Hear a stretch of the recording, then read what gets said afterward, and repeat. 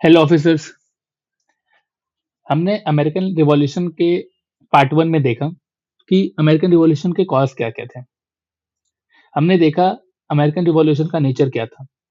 हमने देखा American revolution में फेजेस क्या क्या थे। अब जब हम उन सारी चीजों को समझ चुके हैं, हम उन सब के बारे में बात कर चुके हैं, आज के लेक्चर में अमेरिकन रिवॉल्यूशन पार्ट टू में हम लोग देखेंगे कि डिक्लेरेशन ऑफ इंडिपेंडेंस 1776 में जब ये डॉक्यूमेंट आता है तो ये बेसिकली क्या होता है और इसका इम्पैक्ट क्या पड़ता है। ठीक है, क्योंकि आप देखोगे तो अभी तक हमने क्या देखा कि वॉर स्टार्ट हो चुका है, आर्म कॉन्फ्लिक्ट स्टार्ट हो चुका है, एंड उसके बाद भी अभी तक इस रिवॉल्ट के पास किसी भी तरह का मोरल या फिलोसफिकल जस्टिफिकेशन नहीं था कि वो लोग चाहते क्या है, उनकी डिमांड क्या है।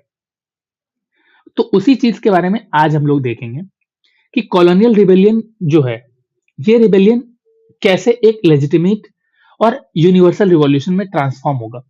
इसी प्रोसेस को आज के क्लास में हम लोग देखने वाले हैं।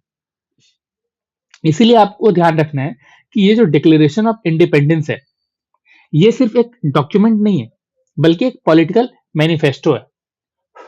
अभी ये जो पॉलिटिकल मैनिफेस्टो है, इसको समझने के लिए हमें क्या समझना पड़ेगा। सबसे पहले इसका हिस्टोरिकल कॉन्टेक्स्ट देखो कि 1776 का जो मोमेंट है, इस मोमेंट में क्या हो रहा है। अभी तक हमने एक साल पहले 1775 से लेकर 1706 तक हम इसमें क्या देखते हैं, आर्म कॉन्फ्लिक्ट स्टार्ट हो चुका होता है। ब्रिटेन क्या कर रहा होता है इस टाइम पे, जो भी रिकॉन्सिलेटरी पॉलिसी लेकर आता है ये फेल हो जा रहे थे।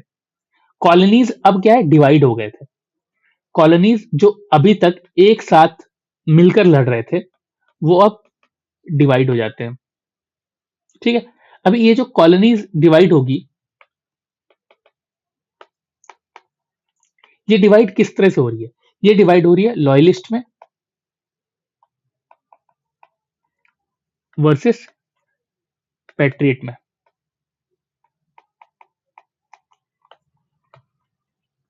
अभी देखो इन दोनों के डिफरेंस को समझना जरूरी है। अब सबसे बड़ा सवाल क्या आ जाता है कि वॉर को किस प्रिंसिपल पर लड़ा जा रहा है, और इसी का आंसर होता है डिक्लेरेशन ऑफ इंडिपेंडेंस। अब देखो ये जो डॉक्यूमेंट है, ये डॉक्यूमेंट है क्या। ये 4 जुलाई 1776 को अडॉप्ट किया जा रहा है। ये डॉक्यूमेंट बेसिकली बता रहा है कि यहां पर पहली बात तो आपको ये भी जानना है कि ये जो डॉक्यूमेंट है ये अडॉप्ट तो किया जाता है, बट ये ड्राफ्ट कौन करता है। इसको ड्राफ्ट किया जाता है थॉमस जेफरसन के द्वारा।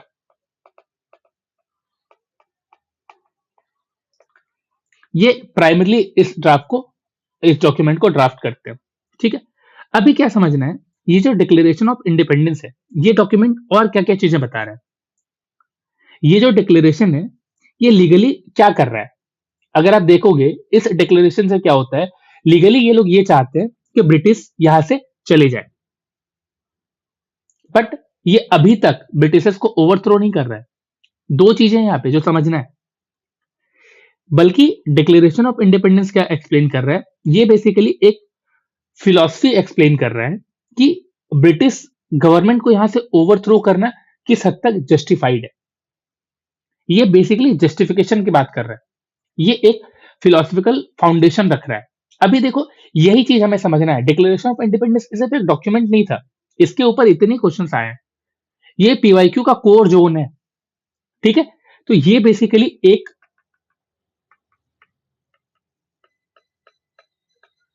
फिलोसफिकल फाउंडेशन रखता है। अब ये फिलोसफिकल फाउंडेशन कैसे है, हम इसे समझते हैं। सबसे पहले इसमें क्या होता है, natural right theory.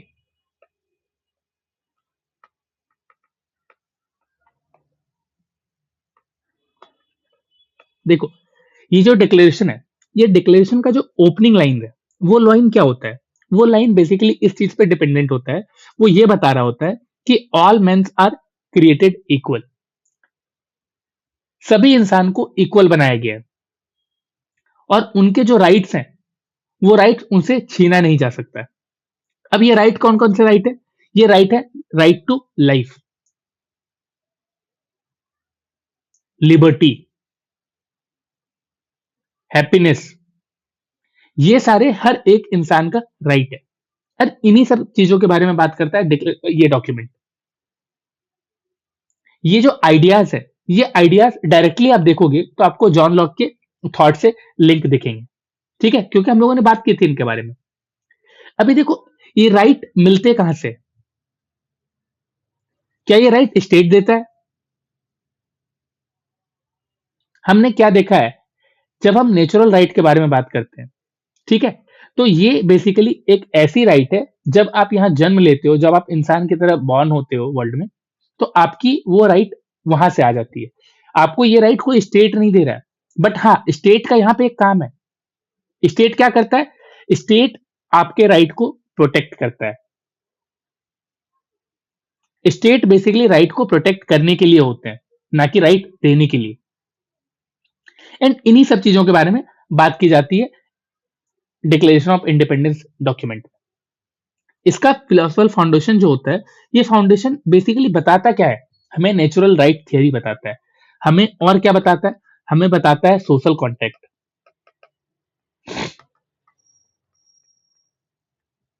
And popular सोवेरेनिटी के बारे में।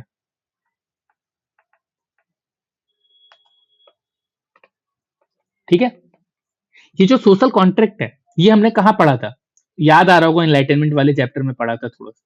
अभी क्या करना है, जब भी हम इस तरह से पढ़ाई करते हैं ना, जब हम कुछ लगता है कि आप भूल गए हो, या तो आपको लगता है कि अच्छा ये तो कहीं पढ़ा था, तो क्या किया करो ना, डायरेक्ट बैक जाओ एंड जो चीज भूल रहे हो उसको एक बार देख लो। तो क्या होगा, आगे भी अच्छे से समझ में आएगा और पीछे का चीज भी रिवाइज हो जाएगा। तो सोशल कॉन्ट्रैक्ट और पॉपुलर सोवेरेनिटी, इसके बारे में हमने देखा था। इस डिक्लेरेशन के अकॉर्डिंग क्या होता है, गवर्नमेंट पीपल के कंसेंट से बनती है। अगर पीपल का कंसेंट नहीं लिया जा रहा है, तो पीपल को ये राइट है कि वो इस गवर्नमेंट को इलेजिटिमेट बोल सकती है। अगर गवर्नमेंट राइट को वायलेट करते हैं, तो पीपल को ये राइट है कि वो इस गवर्नमेंट को चेंज कर सके या इस गवर्नमेंट को खत्म कर सके। और ये सारी चीजें कहां से बात की जा रही है? ये सारी चीजें सोशल कॉन्ट्रैक्ट, पॉपुलर सोवर्निटी। समझ में आ रहा है इनलाइटनमेंट में इन सारे आइडियाज को इतने डिटेल में पढ़ने की क्यों जरूरत थी? क्यों हम इतना डिटेल, उसी पे बेस्ड है सब चीज। अभी देखो यहाँ पे क्या है ना, रिवॉल्यूशन को इस तरह से प्रेजेंट किया गया कि ये एक रिबेलियन नहीं है। बेसिकली ये क्या है, ये एक प्रोसेस है जिसके थ्रू लेजिटिमेट ऑथोरिटी को रिस्टोर किया जा रहा है। इसे रिबेलियन की तरह नहीं देखा जा रहा था, इसे एक प्रोसेस की तरह देखा जा रहा था, जो इसलिए किया जा रहा है क्योंकि अमेरिकन चाहते हैं, कॉलोनीज चाहती है कि लेजिटिमेट ऑथोरिटी को रिस्टोर किया जा सके। अभी देखो, हम जब इन सब चीजों के बारे में बात करते हैं, तो हम एक चीज और देखेंगे। वो क्या है? वो है स्ट्रक्चर ऑफ डिक्लेरेशन। आखिर इस डिक्लेरेशन का स्ट्रक्चर क्या था? देखो, सबसे पहले एक बात समझो, ये जो डिक्लेरेशन है, इसको 3 पार्ट में समझने का हम लोग कोशिश करेंगे। ठीक है, ऐसा कोई डिवीजन नहीं है, बट हम लोग इसको 3 पार्ट में समझने का कोशिश करेंगे। हम पार्ट 1 में ये देखेंगे कि यूनिवर्सल प्रिंसिपल्स क्या-क्या है।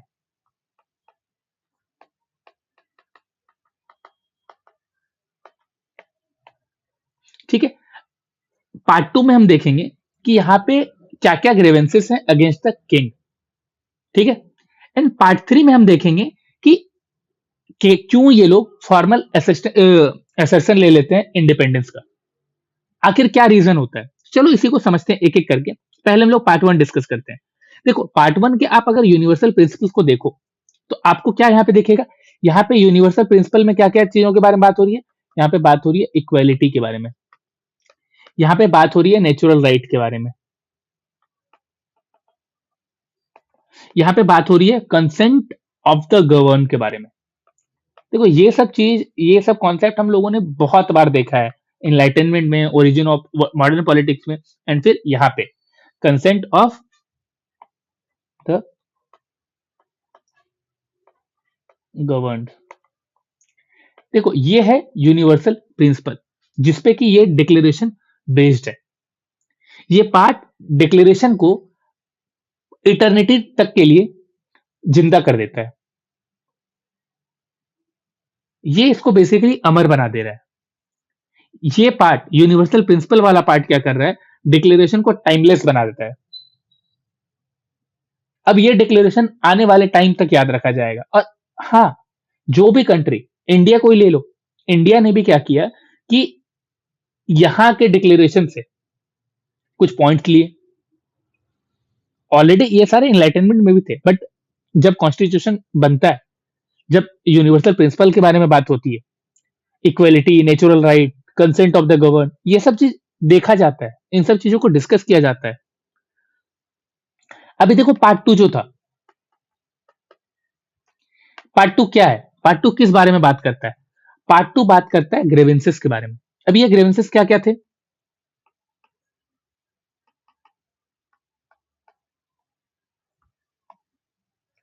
Against the king. यहां पे प्रॉब्लम था टैक्सेशन से। वो भी किस तरह के टैक्सेशन? आर्बिट्रेरी टैक्सेशन से।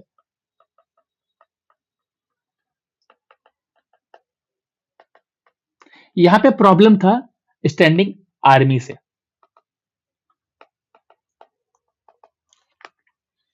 यहां पे प्रॉब्लम था जो असेंबलीज चलती आ रही थी कॉलोनीज में, जो सेल्फ रूल का नियम चलता आ रहा था, इसके सस्पेंशन से।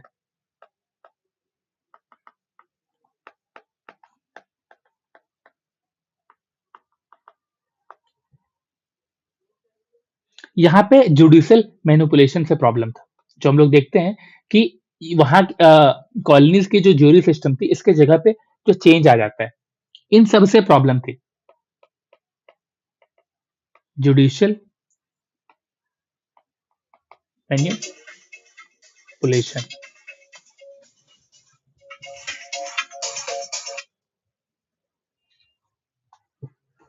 ठीक है। अभी देखो क्या होता है ना, कि अब यहाँ पे हमको ये समझना है कि ये जो ब्लेम है, ये ब्लेम किसके ऊपर दिया जा रहा है? क्या ये ब्लेम पार्लियामेंट पर किया जा रहा है?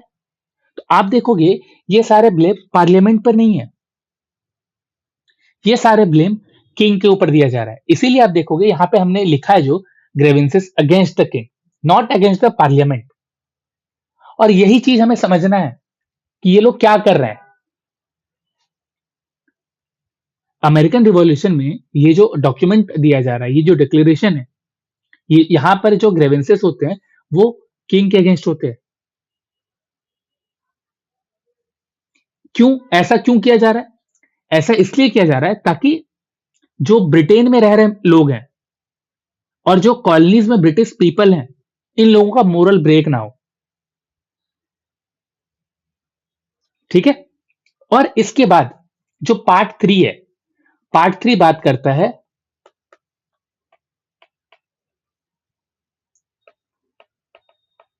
फॉर्मल असर्शन ऑफ इंडिपेंडेंस के बारे में।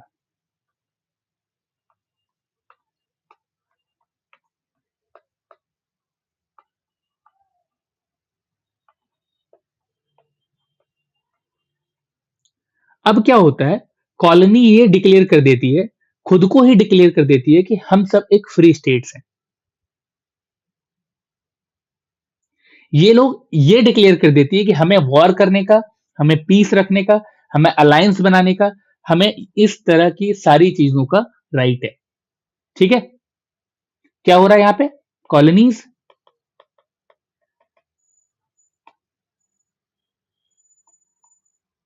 डिक्लेयर फ्री, फ्री स्टेट लिख देते हैं, free states. Colonies have right to war,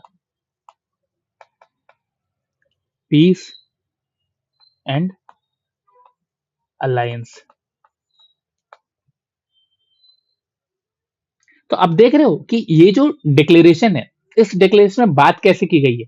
अगर हम इसको पार्ट वाइज डिवाइड करते हैं तो हम देखते हैं पार्ट वन यूनिवर्सल प्रिंसिपल पर बेस्ड है, part two grievances against the king, part three formal assertion of independence. इन सब चीजों के बारे में बात की जा रही है। अभी देखो ये जो डिक्लेरेशन है, ये डिक्लेरेशन आखिर किस लेवल पर है, ये समझना भी जरूरी है ना। डिक्लेरेशन का रेडिकलाइजेशन रेडिकलाइजेशन कहां तक है, किस हद तक है, तो चलो इस चीज के बारे में बात करते हैं कि अब हम ये समझते हैं कि रेडिकल होता क्या है। यहां पर ये जो डिक्लेरेशन है, ये किस हद तक रेडिकल है।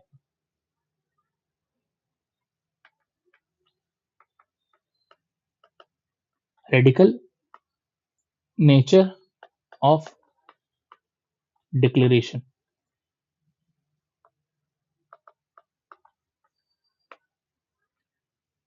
अभी देखो हम ये समझते हैं यहां पे क्या बताना चाह रहे हैं ये लोग, ये बताना चाह रहे हैं कि सोवेर्निटी जो है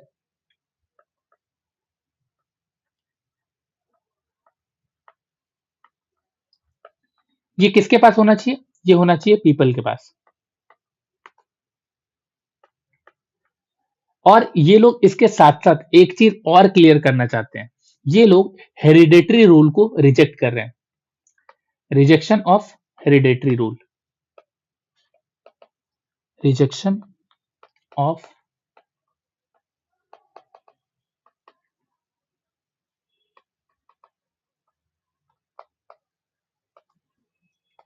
साथ ही साथ ये बता रहे हैं कि जो पॉलिटिकल अथॉरिटी है इसका रैशनल जस्टिफिकेशन होना बहुत ही जरूरी है, इसके बिना ये क्या होगा, इलेजिटिमेट हो जाएगा। इसलिए क्या कर रहे हैं ये लोग, political authority of sorry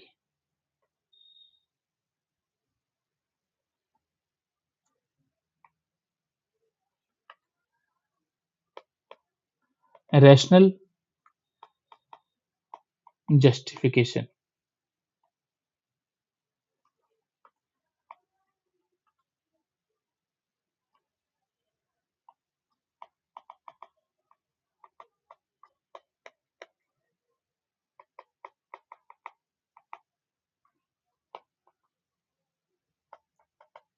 rational justification of political authority.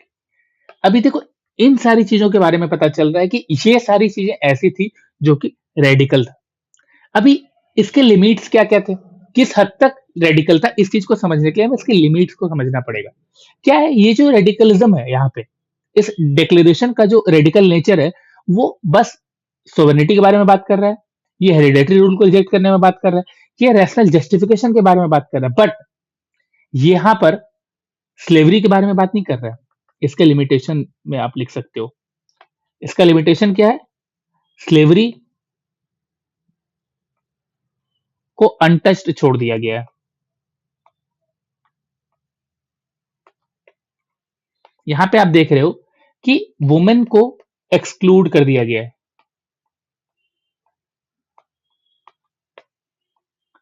आप यहां पे देखोगे कि अभी भी जो सिटीजनशिप के बारे में बात की जा रही है, ये सिटीजनशिप भी क्या है, प्रॉपर्टी बेस्ड है।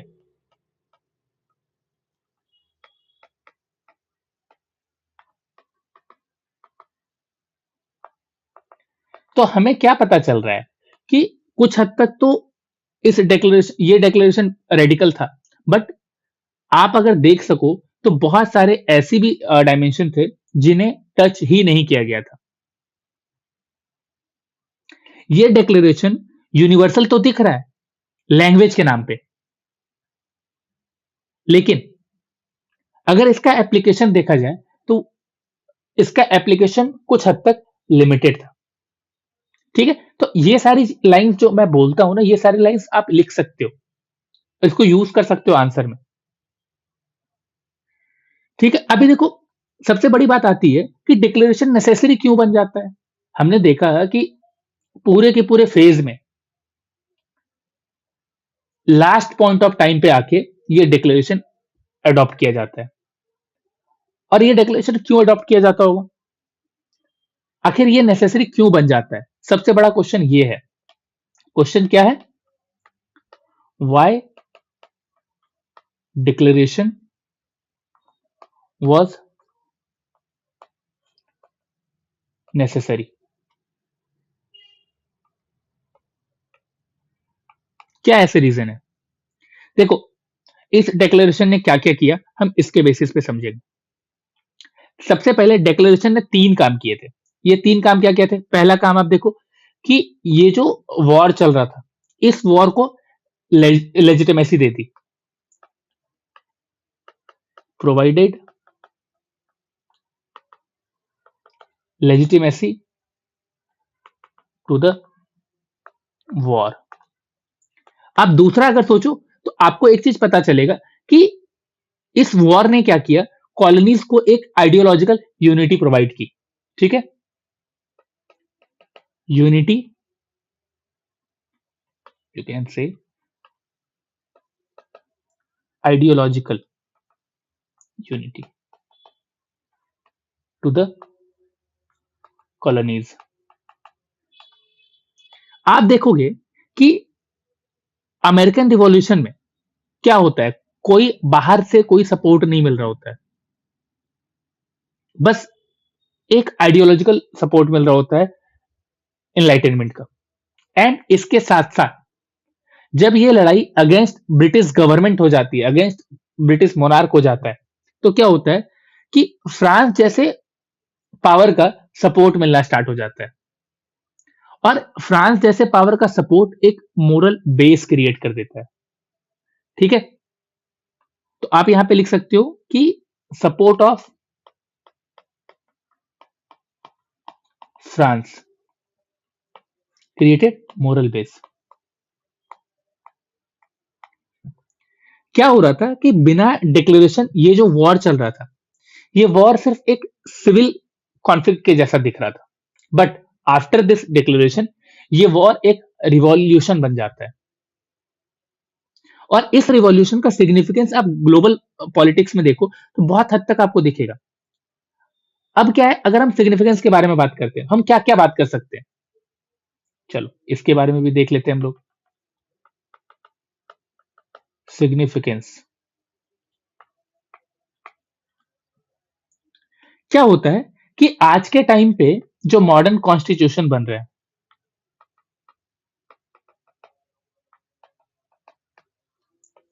इसका फाउंडेशन बन जाता है ये डिक्लेरेशन। एनलाइटनमेंट में जो आइडियाज स्प्रेड हो रहे थे, इन सारे आइडियाज का एक प्रैक्टिकल एप्लीकेशन बन जाता है ये declaration. Practical application of enlightenment ideas. और इसके साथ साथ ये डिक्लेरेशन क्या करता है, आने वाले टाइम पे जो रिवॉल्यूशन होंगे, फ्यूचर रिवॉल्यूशन के लिए एक बेस क्रिएट कर देता है।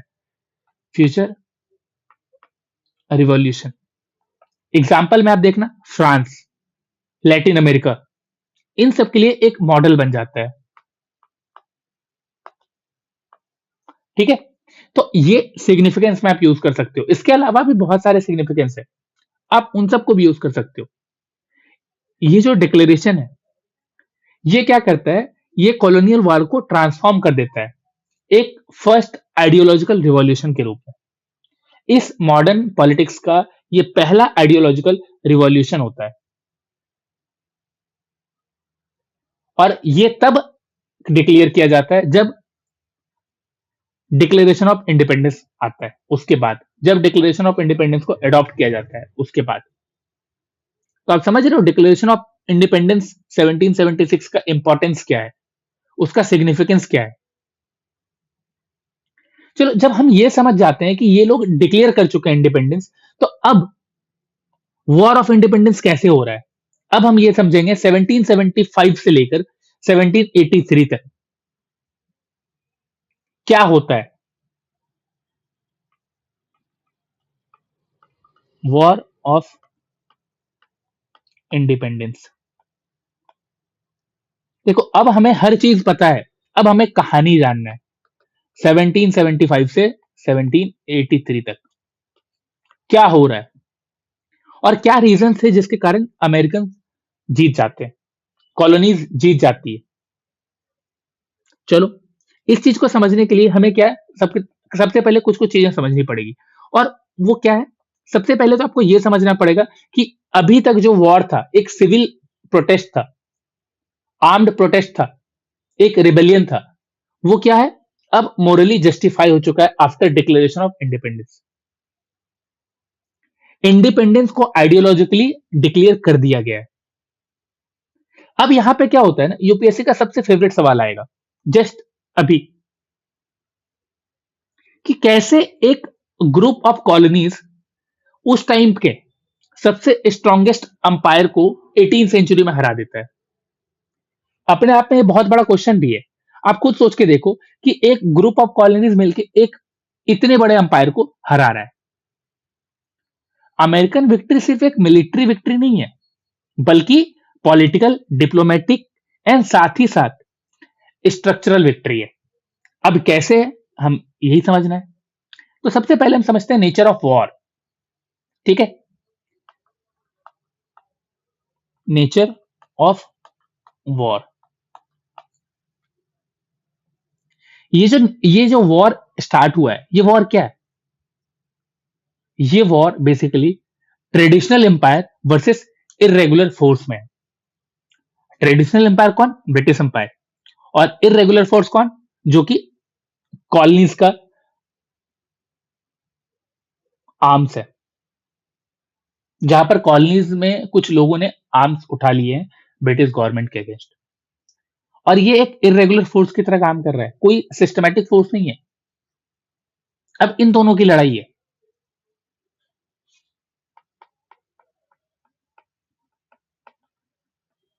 ट्रेडिशनल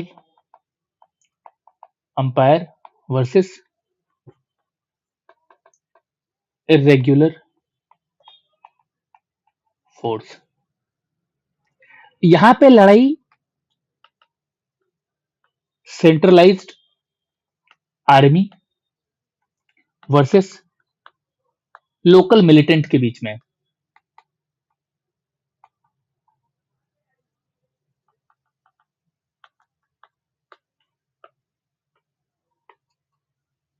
यहां पे लड़ाई एक ग्लोबल एम्पायर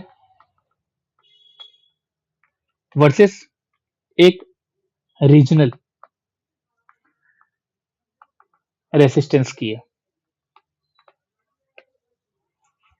आप देखोगे कि ब्रिटेन के लिए ये एक पेरिफेरल वॉर की तरह था, बट अमेरिकन के लिए क्या था? ये अमेरिकन के लिए एग्जिस्टेंशियल वॉर था। अगर वो इस वॉर में हार जाएंगे तो उनका एग्जिस्टेंस खत्म हो जाएगा। इसलिए ये वॉर इतनी ज्यादा इंपॉर्टेंट थी। अभी हम लोग यहाँ पे एक एक करके देखेंगे कि अमेरिका का स्ट्रेंथ क्या क्या था, तभी तो हमें समझ में आएगा ये जो वॉर है, ये वॉर हो क्या रहा है, वॉर में क्या क्या चीजें हैं। तो हम देखते हैं दूसरा जो पॉइंट है, अमेरिकन स्ट्रेंथ। ठीक है, अभी देखो ये ना फैक्टर की बात है। एग्जाम में फैक्टर से पूछा जाता है, तो इंटरनल एक्सटर्नल हर तरह के फैक्टर को हमको एक्सप्लेन करना पड़ता है। तो अभी बेसिकली हम लोग इंटरनल फैक्टर को पढ़ रहे हैं। सबसे पहला क्या है? लीडरशिप। यहां पे लीडर कौन है? George Washington.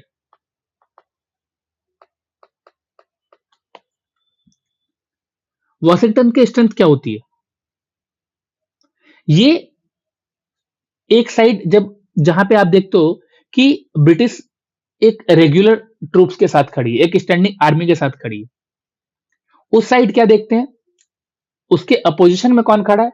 उसके अपोजिशन में वॉशिंगटन खड़ा है, जो कि एक बहुत ही ब्रिलियंट टैक्टिशियन होता है, एक बहुत ही ज्यादा पेशेंस लीडर होता है।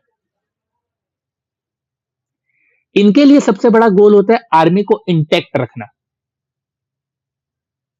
इनके लिए सबसे बड़ा गोल होता है कि अननेसेसरी बैटल्स को अवॉइड करना, क्योंकि ये एक रेगुलर आर्मी नहीं है। और एज ए कमांडर वो इस रोल को बहुत ही अच्छे से प्ले करते हैं। वॉशिंगटन को यह पता था कि अगर वो सरवाइव कर जाते हैं तो यही उनके लिए विक्ट्री होगी, इसलिए वो किसी भी तरह के डिसिसिव बैटल में इन्वॉल्व नहीं हो रहे थे। वो अपनी एनर्जी को वेस्ट नहीं कर रहे थे। तो आप ये समझ सकते हो कि लीडरशिप एक बहुत बड़ा स्ट्रेंथ था अमेरिकन के लिए।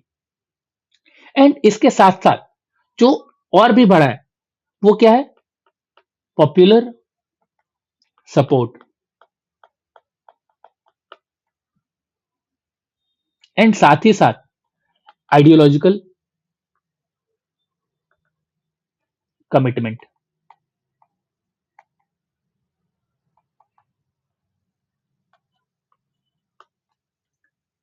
अब क्या है, यहां पे जो सोल्जर्स थे जो कि अमेरिकन की तरफ से लड़ रहे थे, वो बेसिकली अपने लैंड, अपने राइट, इन सब चीजों के लिए लड़ रहे थे। उनका जो मोटिवेशन था वो इकोनॉमिक मोटिवेशन नहीं था, उनका मोटिवेशन बेसिकली पॉलिटिकल था, उनका मोटिवेशन आइडियोलॉजिकल था। जो कॉलोनियल आर्मी थी वो कोई रेगुलर मशीनरी आर्मी नहीं थी, ये एक सिटीजन सोल्जर थी जो अपने हक के लिए लड़ रही थी। तो इनको मोटिवेट करने की ज्यादा जरूरत नहीं पड़ती थी। एंड साथ ही साथ इसमें अगर आप और देखो तो यहाँ की ज्योग्राफी, ज्योग्राफी एंड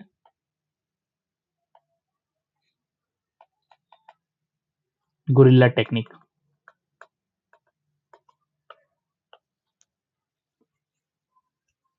क्या होता है कि इतनी बड़ी टेरिटरी है, ठीक है, आप देखोगे कि अमेरिका एज ए कॉन्टिनेंट कितना बड़ा है, और वहां के जो लोग हैं वो वहां के टेरेन से बहुत ज्यादा फेमिलियर हैं, वहां की ज्योग्राफी से बहुत ज्यादा फेमिलियर हैं। उन्हें पता है कि कहां पे छिपना है, उन्हें पता है कि किस लोकेशन पे लड़ना उनके लिए बेनिफिशियल हो सकता है। उन्हें हिट एंड रन टेक्टिक्स आती थी। और ब्रिटेन के लिए इतनी बड़ी टेरिटरी पर कंट्रोल रखना बहुत ही ज्यादा कॉस्टली और बहुत ही ज्यादा स्लो था। तो इसलिए भी क्या होता है, ये भी एक बेनिफिट की तरह, एक स्ट्रेंथ की तरह अमेरिकन को फायदा पहुंचाते हैं। अभी तो हमने अमेरिकन का स्ट्रेंथ तो देखा, हम देखते हैं ब्रिटिशर्स के वीकनेस।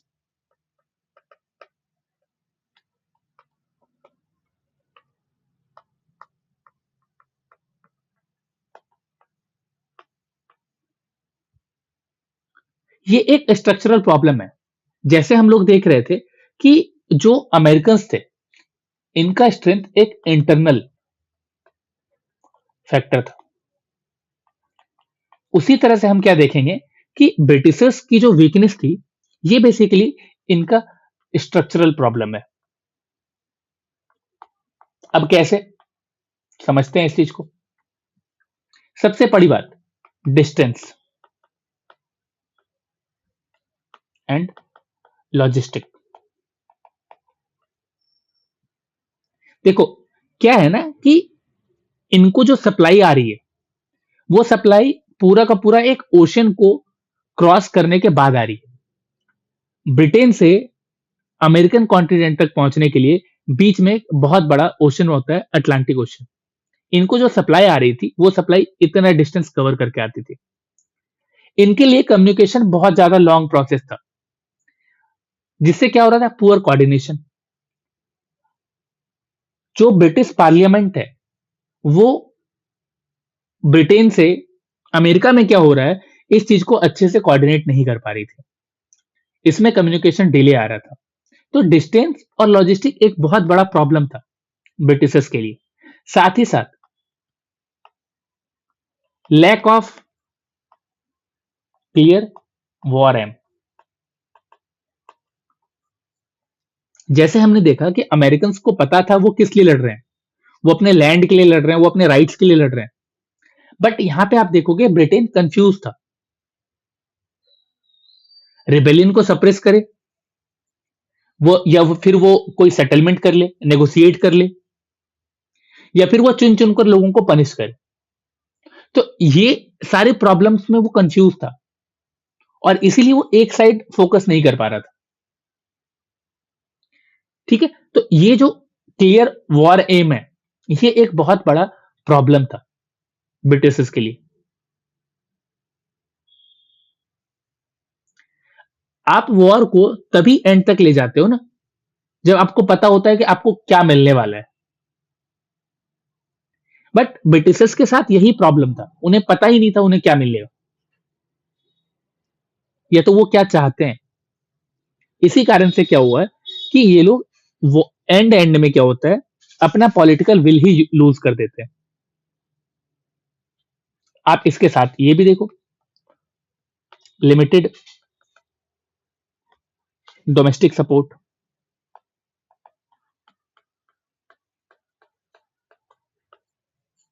क्या देखने मिलता है, देखो ब्रिटिश पीपल जो थे वो बहुत ज्यादा डिवाइडेड थे, पार्लियामेंट बहुत ज्यादा डिवाइडेड थी, और वॉर जब इतना ज्यादा एक्सपेंसिव हो जा रहा था तो लोगों के बीच में ये अनपॉपुलर हो रहा था। और इसके कारण क्या हो रहा था, ब्रिटेन में जो लोग बैठे हुए थे इन लोगों को ये वॉर पसंद नहीं आ रहा था, जिसके कारण क्या हो रहा था, डोमेस्टिक सपोर्ट इनको बहुत ही कम मिल रहा था। एंड साथ ही साथ अगर आप उस टाइम पीरियड में 1778 के टाइम पीरियड में इंटरनेशनल डायमेंशन को देखोगे, ये तीसरा, अब हम एक और पार्ट देखते हैं, इंटरनेशनल डायमेंशन।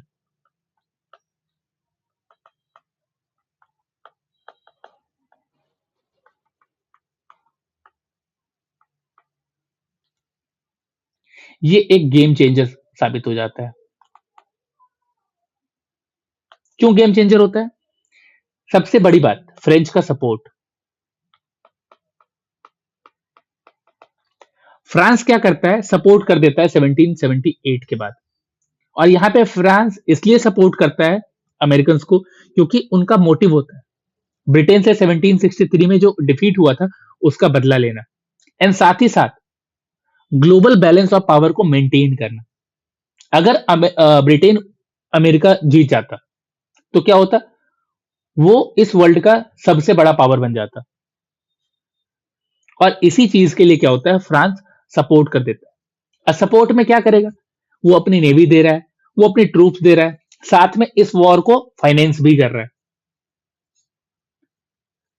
तो हमें क्या पता चलता है कि अमेरिकन अपनी धरती पर अकेले इस वॉर को जीत नहीं सकते थे, इसलिए उन्होंने क्या किया, फ्रेंच का नेवल पावर को यूज किया। ठीक है, तो फ्रेंच सपोर्ट एक बहुत बड़ा इंटरनेशनल डायमेंशन बन जाता है जो कि गेम चेंजर की तरह दिखता है। एंड साथ ही साथ अदर भी कंट्रीज भी है, जैसे कि डच, स्पेन।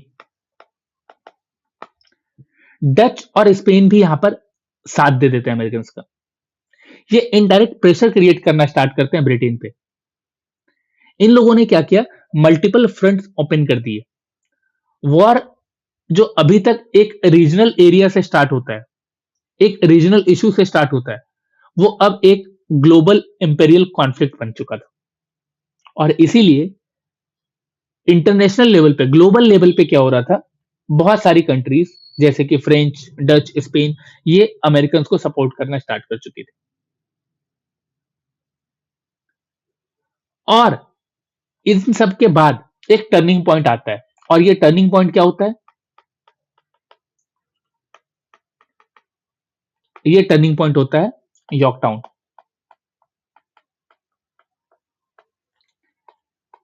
1781। यॉर्कटाउन में क्या होता है, यहां एक बैटल होती है, बैटल ऑफ यॉर्क टाउन। इस बैटल में क्या होता है, यहां पे ब्रिटिश जनरल जो होता है, कॉर्नवालिस, कॉर्नवालिस का नाम तो सभी को याद होगा, इंडिया में भी कॉर्नवालिस ने बहुत कुछ किया था। यहां पे क्या होता है, ब्रिटिश जनरल कॉर्नवालिस को ट्रैप कर लिया जाता है, trapped British general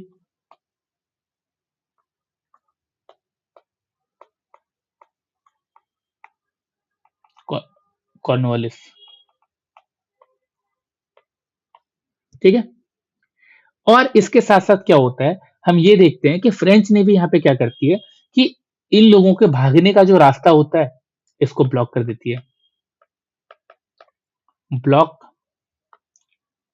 escape route of Britishers. And इसके कारण हमें यहाँ पे क्या दिखता है, हमें दिखता है कि यहाँ पर फ्रेंच एंड साथ ही साथ अमेरिकन, इन दोनों के कंबाइंड फोर्स एक साथ मिलकर ब्रिटिशर्स को हरा देते हैं। ठीक है, तो हमें एक चीज पता चल जाता है कि यॉर्कटाउन में हमें यह समझ में आता है कि आखिर ब्रिटिशर्स किस तरह से हारते हैं। क्या वो मिलिट्री वे में हारते हैं, मिलिट्री पावर में वीक होते हैं इसलिए हार जाते हैं? इससे भी ज्यादा बड़ी समझने वाली चीज ये है कि यहां पे हमें क्या दिख रहा है कि यहां पे ब्रिटेन का पॉलिटिकल डिफीट हो रहा है। यहां पर दो कंबाइंड फोर्स मिलकर ब्रिटेन को हरा रही है, वो भी ट्रैप करके हरा रही है।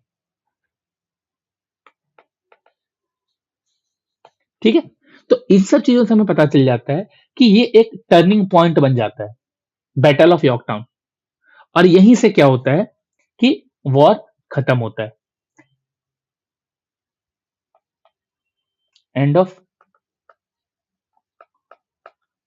वॉर। और जब वॉर खत्म होता है तो एक ट्रीटी साइन की जाती है, treaty of Paris. Treaty of Paris में क्या होता है कि ब्रिटेन सबसे पहले अमेरिकन इंडिपेंडेंस को रिकॉग्नाइज कर देता है।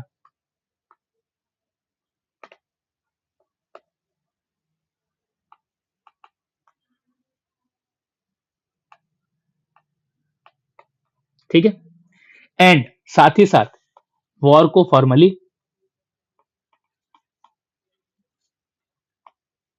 एंड कर देता है। क्यों एंड होता है, क्या रीजन होगा? देखो, ब्रिटेन को ये रियलाइज हो जाता है कि अगर इस वॉर को और ज्यादा लंबा खींचा गया तो ये उनके लिए कॉस्ट इफेक्टिव नहीं होगा। और इसी रीजंस की वजह से क्या होता है कि वो फॉर्मली एक ट्रीटी साइन करते हैं एंड अमेरिका के इंडिपेंडेंस को रिकॉग्नाइज करते हैं, साथ ही साथ इस वॉर को फॉर्मली खत्म कर देते हैं।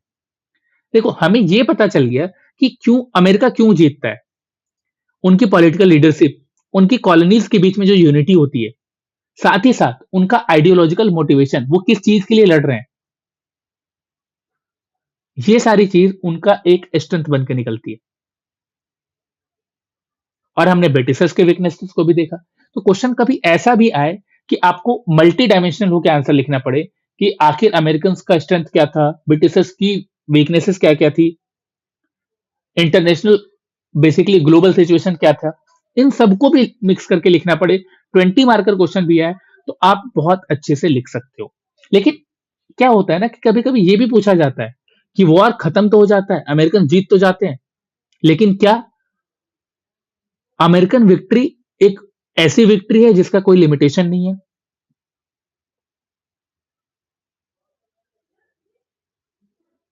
तो हमें इस टाइम पीरियड में समझना पड़ेगा कि ये विक्ट्री तो है, बट यहां पे आपको एक चीज और समझना है कि इस वॉर का लिमिट्स भी था। क्या लिमिट था? कि यहां पर जो स्लेवरी है ये अनरिजॉल्व रह जाती है, साथ ही साथ यहां पर जो डिवीजन होता है कॉलोनीज में, पैट्रियट और लॉयलिस्ट में, यहां पे लॉयलिस्ट के बेसिकली इंटरेस्ट को मार्जिनलाइज कर दिया जाता है। एंड इसके बाद भी यहां में अमेरिका में इकोनॉमिक हार्डशिप कंटिन्यू चलती है। वॉर जीत तो जाते हैं, लेकिन वॉर जीतने के बाद एक नेशन बिल्ड करना ये बहुत बड़ा चैलेंज हो जाता है इनके लिए। और इसी चीज को हमें समझना है कि आफ्टर अमेरिकन रिवॉल्यूशन, वॉर के बाद पोस्ट रिवॉल्यूशन क्राइसिस क्या क्या होते हैं, और ये समझना बहुत ही ज्यादा जरूरी है। सिर्फ ये नहीं कि रिवॉल्यूशन हो गया, जीत गया, खत्म हो गया। इसीलिए क्या होता है कि आप देखोगे कि जब हम पोस्ट रिवॉल्यूशन की बात करते हैं इससे क्या होता है, एक क्राइसिस सिचुएशन क्रिएट हो जाता है। ठीक है, और इसी क्राइसिस सिचुएशन के बाद क्या होता है, एक मेन चीज आती है, article of confederation.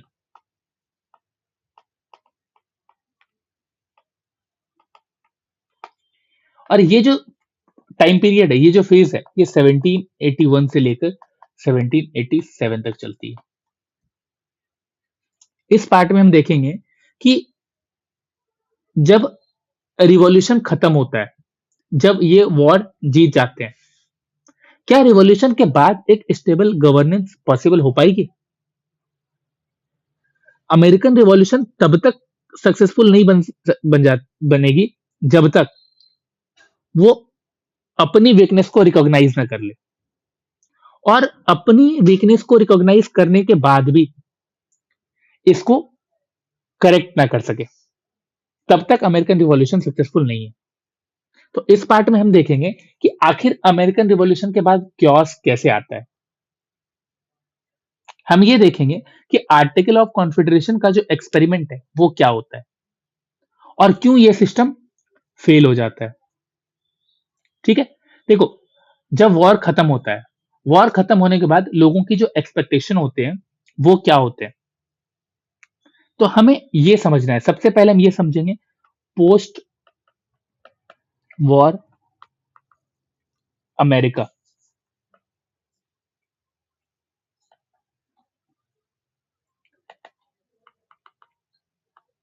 Expectation versus reality. देखो, रिवॉल्यूशन के बाद का सिचुएशन कैसा होता है, इतनी लंबी लड़ाई लड़ने के कारण, सॉरी, इतनी लंबी लड़ाई लड़ने के कारण सिचुएशन क्या होगी, इकोनॉमी सेटेड हो जाएगी, इकोनॉमी हिल जाएगी, एंड वॉर इतना लंबा चला है, मतलब कि वॉर डेट भी होंगे, यहां पे बहुत सारे ऐसे सोल्जर्स भी होंगे जो इस कारण से उनको पेमेंट नहीं मिली होगी, साथ ही साथ जो ट्रेड सिस्टम बहुत अच्छा से चला आ रहा था, वो ट्रेड भी कोलैप्स हो चुका होगा। अब लोग उम्मीद कर रहे होंगे, वॉर जब खत्म होता है, जब फॉर्मल इंडिपेंडेंस मिल जाती है, इसके बाद लोग उम्मीद कर रहे हैं कि अमेरिका में प्रोस्पेरिटी आएगी, अमेरिका में स्टेबिलिटी आएगी, यहां के लोगों को लिबर्टी फील करने का मौका मिलेगा। लेकिन रियलिटी क्या होती है, जब वॉर खत्म होता है तो इन्फ्लेशन होता है, जब वॉर खत्म होता है तो टैक्स बर्डन आता है, वॉर खत्म होता है तो अब एक बहुत बड़ा प्रॉब्लम, पॉलिटिकल कंफ्यूजन, ये भी क्रिएट हो जाती है। देखो, पॉलिटिकल इंडिपेंडेंस ऑटोमेटिकली ये इंश्योर नहीं करता कि आप इकोनॉमिकली और एडमिनिस्ट्रेटिवली स्टेबल हो जाओगे। ये तो हमें अमेरिका से भी समझ में आता है, ये हर एक कंट्री से समझ में आता है। आफ्टर इंडिपेंडेंस इंडिया और पाकिस्तान को एक आप कंपेयर कर सकते हो, तो आपको चेंजेस देखने को मिलेगा। अभी देखो, जब बात यहां पे आर्टिकल ऑफ कॉन्फेडरेशन के बारे में होने लगती है, तब क्या होता है, प्रॉब्लम कैसे और ज्यादा खराब होती जाती है।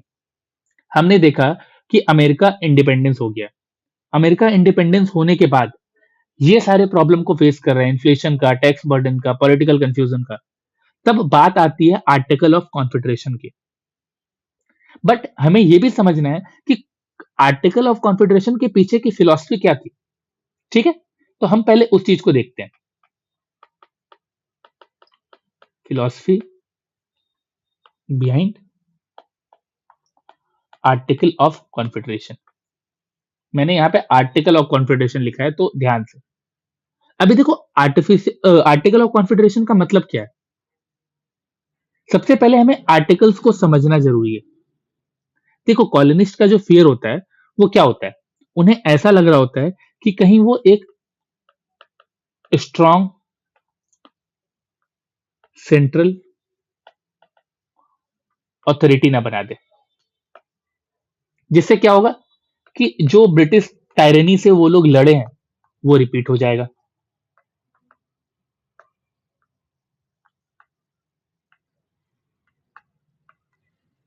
इसीलिए वो क्या करते हैं कि वो ये डिसाइड करते हैं कि जो भी स्टेट्स हैं, स्टेट को मैक्सिमम पावर दी जाएगी और सेंटर को मिनिमम अथॉरिटी दी जाएगी। अभी ये एक कंफ्यूजन क्रिएट करता है जो कि अभी नहीं समझ आएगा। अभी बस हम इसी चीज को देखेंगे। इसी के कारण सिविल वॉर होगा। इसी के कारण फिर हम लोग कॉन्स्टिट्यूशन को पढ़ेंगे।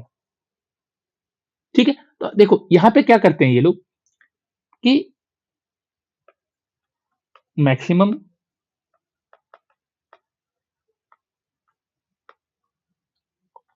Authority to states and minimum power to centre. ये जो फिलॉसफी है, ये फिलॉसफी बहुत बड़ा प्रॉब्लम क्रिएट करती है। लेकिन इस टाइम पे अगर देखा जाए तो इस टाइम पे क्या किया जा रहा है, इस फिलॉसफी के साथ ये लोग ये बताना चाह रहे हैं कि इन्होंने लिबर्टी को प्रायोरिटाइज किया। लिबर्टी वाज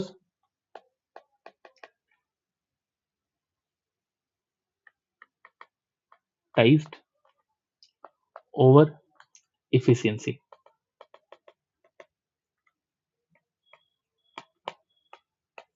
ठीक है, अभी देखो क्या होता है ना कि जब हम ये समझ गए कि कौन सी फिलॉसफी थी, ये दो फिलॉसफी थी आर्टिकल ऑफ कॉन्फेडरेशन के पीछे। अभी देखो यहां पे जो स्ट्रक्चर है, इस आर्टिकल का स्ट्रक्चर कैसा बनाया गया है, ये इतना ज्यादा अट्रैक्टिव क्यों लगता है। ठीक है, तो हम समझते हैं स्ट्रक्चर ऑफ आर्टिकल्स। आप देखोगे यहां पे जो आर्टिकल्स बनाए गए हैं, ये जो आर्टिकल ऑफ कॉन्फेडरेशन है, ये कॉन्फेडरेशन में क्या चीजें बताई जा रही है। इस आर्टिकल के अंदर हम देखेंगे कि कॉन्फेडरेशन ऑफ स्टेट जो बनाया गया है, ये बहुत ही ज्यादा लूज है। Loose confederation of articles, sorry confederation of state. हम यहां देखेंगे कि वन हाउस लेजिस्लेचर बनाया गया।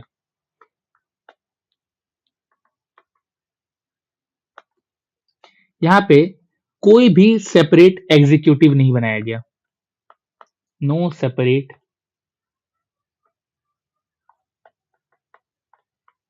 Executive, no national judiciary.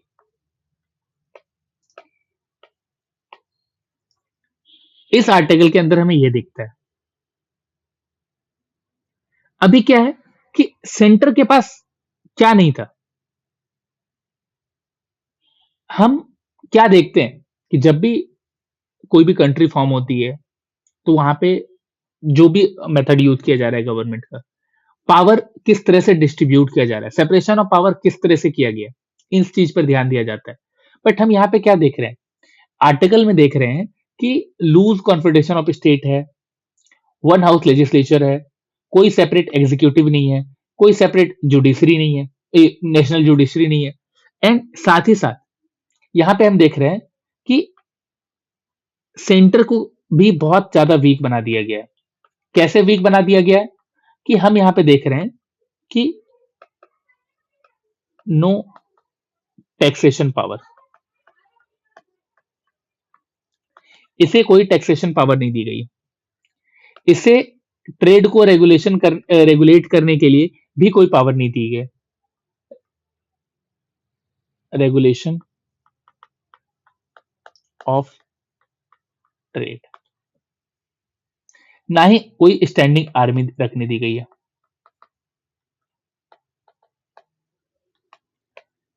ना इनके पास कोई टैक्सेशन पावर है, ना इसके पास कोई रेगुलेशन है ट्रेड का, ना इसके पास कोई स्टैंडिंग आर्मी है। अब प्रॉब्लम क्या हो जाती है,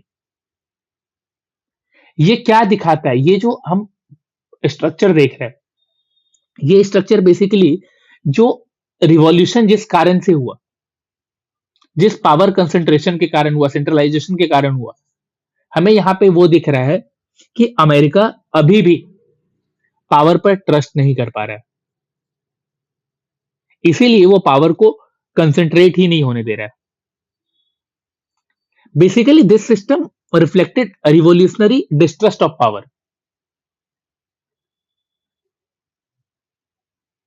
अब यहां से हम जब ये समझ जाते हैं कि ये लोग पावर पे ट्रस्ट ही नहीं कर पा रहे हैं, तो अब क्या होगा? अगर इस तरह की कॉन्फेडरेसी बनाई जाएगी, इस तरह का स्ट्रक्चर बनाया जाएगा, तो क्या होगा? फेलियर भी होंगे। ठीक है, हमें ये क्लियरली पता चल रहा है कि ये फेल हो सकता है। तो अब क्या होता है? फंक्शनल फेलियर देखते हैं हम लोग। Failure of the confederation. देखो, जब हम कॉन्फेडरेशन के फेलियर के बारे में बात करते हैं, अगर टैक्सेशन पावर नहीं दी जाएगी तो क्या होगा? Financial chaos.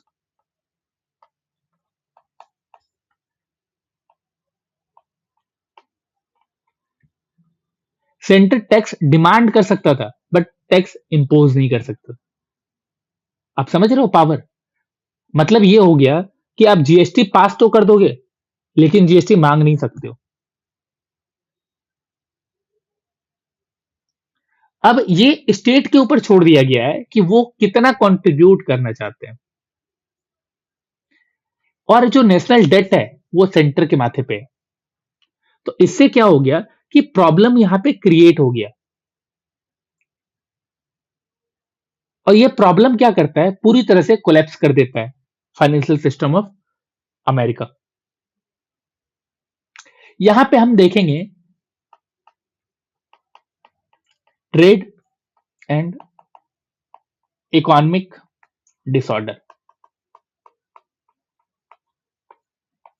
वॉर के कारण क्या हुआ था कि प्रॉब्लम क्रिएट हो गई थी। अब वॉर के कारण जो नया कॉन्फेडरेशन बना है, वहां पे स्टेट को ज्यादा पावर दी गई है। ट्रेड को रेगुलेट करने का पावर भी स्टेट के पास है। अभी क्या हो रहा है ना कि एक स्टेट दूसरे स्टेट के साथ अलग अलग तरीके से टैरिफ इंपोज कर रहा है, और ये जो टैरिफ है ये बहुत ही ज्यादा डिसऑर्डर क्रिएट कर रहा है। किसी भी तरह की यूनिफॉर्म ट्रेड पॉलिसी नहीं है। हर स्टेट अपने ट्रेड पॉलिसी को अपने तरीके से बना रहा है, और अपने तरीके से हर स्टेट के साथ उनकी ट्रेड पॉलिसी चल रही है, जिसके कारण क्या होता है? कोई यूनिफॉर्म ट्रेड पॉलिसी नहीं बन पाती है। फॉरेन पावर जो होते हैं उनमें डिवीजन बहुत ज्यादा देखने को मिलता है। अब क्या होता है ना कि इन सब चीजों का फायदा कौन उठाता है? जो अदर कंट्रीज हैं, फॉरेन कंट्रीज हैं। फॉरेन कंट्रीज क्या करती है?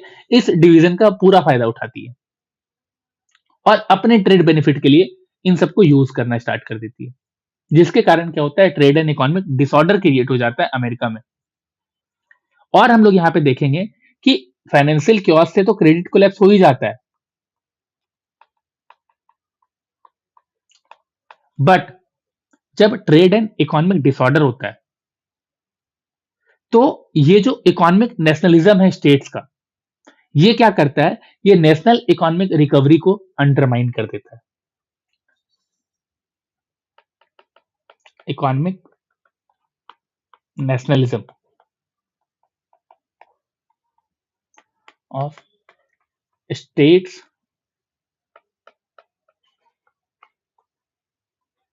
Undermined national economic recovery. After war जो रिकवरी होनी चाहिए वो रिकवरी नहीं हो पाती है। यहां पे law and order crisis create हो जाता है। Law and order crisis. Law and order crisis क्यों होता है? अब फार्मर्स क्या करते हैं? प्रोटेस्ट करना स्टार्ट कर देते हैं डेट और टैक्सेशन के अगेंस्ट।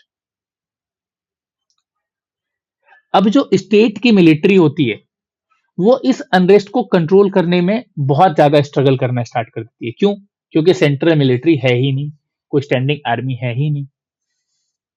और हम यहाँ पे क्या देख रहे हैं? तो सेंटर के पास भी कोई पावर नहीं होता, और स्टेट आपस में भी इस चीज को खत्म नहीं कर पा रहे। तो आप देखोगे ये जो बेसिकली फार्मर प्रोटेस्ट है, एक रिबेलियन था, बहुत इंपॉर्टेंट नहीं है तो बस मैं नाम लिख दे रहा हूं, फैज रिबेलियन 1786। ये बेसिकली फार्मर प्रोटेस्ट होता है। ठीक है, यहां पे क्या दिखता है हमें, इस चीज में हमें दिखता है कि liberty without authority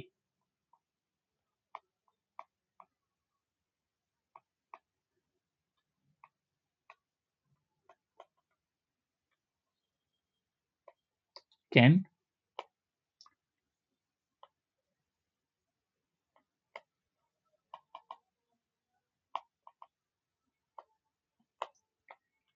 law and order crisis से हमें क्या पता चल रहा है कि liberty without authority can descend into anarchy, और वही चीज यहां पे हो रहा है।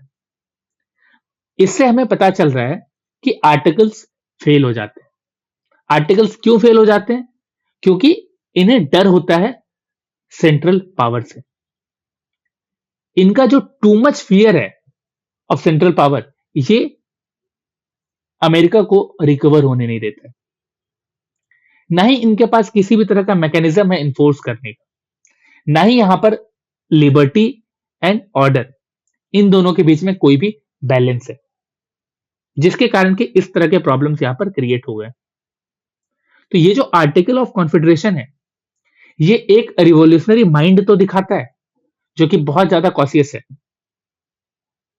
बट इसके साथ साथ हमें यह भी दिखाता है कि ये कितना ज्यादा फ्रेजाइल है। ठीक है, तो हमें यह पता चल जाता है कि आर्टिकल फेल क्यों हो रहे हैं। अभी देखो, ये भी जरूरी है, ये फेलियर भी बहुत ज्यादा नेसेसरी होता है। ये जो फेलियर है, ये बेसिकली रिवॉल्यूशन का फेलियर नहीं है, ये बेसिकली हमें ये बताता है, ये एक्सपोज करता है कि आइडियलिज्म का भी एक लिमिट होता है। सॉरी, फोर्स पॉलिटिकल रियलिज्म का मतलब बताता है। ये एक ग्राउंड क्रिएट करता है जो कि एक कॉन्स्टिट्यूशनल इनोवेशन का ग्राउंड बनता है। अमेरिकन यहां पे सीख गए हैं कि पावर को एलिमिनेट नहीं करना है, बल्कि पावर को बैलेंस करना होता है। ये चीज उन्हें अब समझ में आई after failure of article of confederation. और इसीलिए क्या होता है, यहां पे एक ट्रांजिशन आता है, और ये ट्रांजिशन क्या होता है, ये ट्रांजिशन होता है कॉन्फेडरेशन से कॉन्स्टिट्यूशन की तरफ।